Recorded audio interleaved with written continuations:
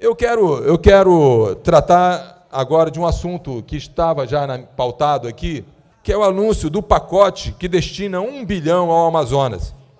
Um pacote chamado Pacote Programa de Investimento em Logística.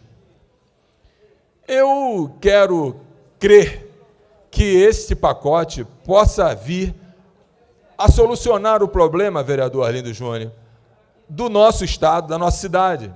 Vereador Mário Frota, Vossa Excelência, que tem sido sempre um bom e combativo parlamentar em defesa do nosso estado e contrapondo a presidente da República, a esse partido que está administrando muito mal o nosso país, eu quero apenas lembrar que na primeira fase, vereador Mário Frota, quero lembrar a Vossa Excelência, que sempre é muito atento a essas coisas, na primeira fase desse pacote, que para mim, prefiro chamar de pacote da maldade, primeiro pacote desse partido que administra nosso país, foi anunciado ainda em 2012.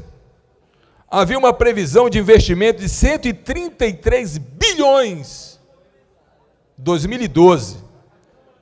E esse programa de investimento em logística não saiu sequer metade.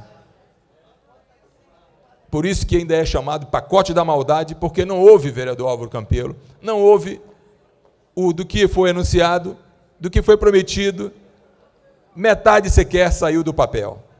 E aí vem a presidente da República anunciando um novo pacote, quando nem o pacote anterior, de 2012, anunciado, ela cumpriu.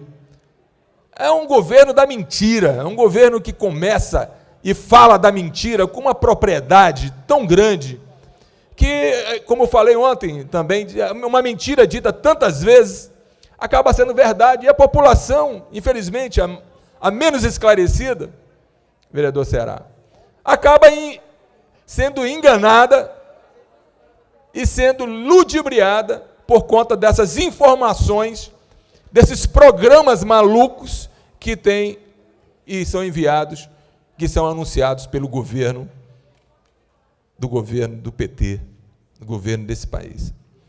Agora, diferentemente, 3 anos depois, vem com um pacote que destina 1 bilhão do Amazonas.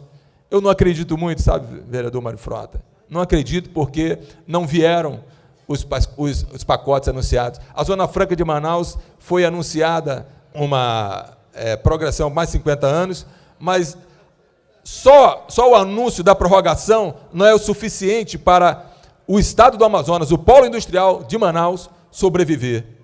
A logística aqui é a pior, as piores das piores logísticas. Mas aí, o Ministério do Desenvolvimento da Indústria e do Comércio, confirmado pelo próprio Ministério, confirmou que o Tesouro repassou recursos a fundo perdido, ou seja, sem necessidade de pagamento para Cuba, modernizando o Porto Mariel. 692 milhões de dólares foram enviados para Cuba. E nós aqui no Amazonas, que falamos tanto do programa do Polo Industrial de Manaus, que é a nossa sobrevivência, é a sobrevivência do Amazonas, é a sobrevivência do Norte, o nosso oxigênio no estado do Amazonas, em Manaus principalmente, que é a capital do estado, é o Polo Industrial de Manaus. Então, nós não podemos esquecer, quando eu falo disso aqui, eu tenho que comparar algo que o Executivo faz diferentemente para Cuba, onde faz um porto, destina bilhões de dólares para um porto que não vai acrescentar em nada para o nosso país. Manaus, que tem um polo industrial, do segundo polo industrial do país, é esquecido por esse governo. Nós não temos um porto estadual ou um porto que se quer privatizado em condições de absorver a nossa demanda. Nós não temos um aeroporto em condições de dizer, não, esse aeroporto aqui é realmente condizente com o segundo polo industrial desse país. O que eu falo é realmente com relação ao meu estado, à minha cidade. Eu não quero fazer aqui nenhum tipo de distinção com programas de governo, onde os programas são para todo o Brasil. Minha Casa e Minha Vida é um belíssimo programa, mas que não foi um programa que a presidente da República chegou e disse, classificar esse programa e vou prestigiar o Amazonas com o programa Minha Casa e Minha Vida. Não, todos os estados brasileiros foram prestigiados. Agora, aqui tem que ter um olhar diferenciado. Esse governo, que se instalou, infelizmente, que Vossa Excelência faz parte, não tem esse olhar diferenciado para o meu estado, para a minha cidade. Porque se assim tivesse, nós teríamos hoje aqui uma Zona Franca, não só prorrogada, mas uma Zona Franca forte. A Suframa está há quantos tempo aí sem superintendente? Uma instabilidade, greve na Suframa. Isso só apenas para desestabilizar o modelo, para beneficiar os estados do Sul. E o governo tapa os olhos, e não é comigo isso. E nós também não discutimos isso. Quando nós trouxemos aqui o presidente do sindicato da Suframa, infelizmente, me perdoe, mas a fala parece que não era conosco. E é conosco esse negócio, vereador Bibiano. É conosco. Porque amanhã a casa não vem. Amanhã a saúde vai estar acéfala. Amanhã a insegurança se instala nesse estado. Porque a grande contribuição que dá o polo do Estado de Zona Franca é com relação aos trabalhadores, o emprego e renda.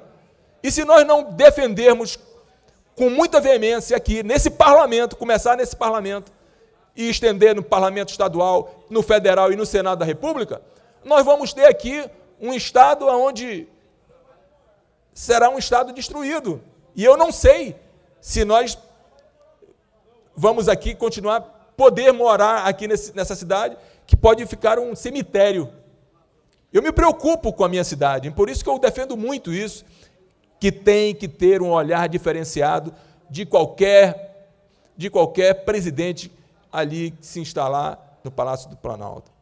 Tem que ter um olhar. Nós somos um estado de exceção mesmo, por isso que Zona Franca de Manaus. Aliás, nem Zona Franca de Manaus, é Zona Franca do Brasil. É o único estado que tem Zona Franca e beneficia todo o país.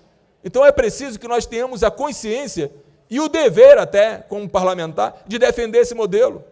De defender esse modelo para trazer recursos ainda mais para a nossa cidade e para o nosso estado. Então a minha bandeira sempre será nesse sentido. Independente de o governo fazer bons programas na área de educação, saúde, segurança, mas nós temos que defender o nosso oxigênio. E o nosso oxigênio é a Zona Franca de Manaus. Então, o assunto é sério. Deve ser tomado, não só, essa bandeira não é do Mitoso, não é do vereador Mitoso. Essa bandeira é de todos nós, dessa Casa Legislativa. Entendido, senhor presidente. Obrigado.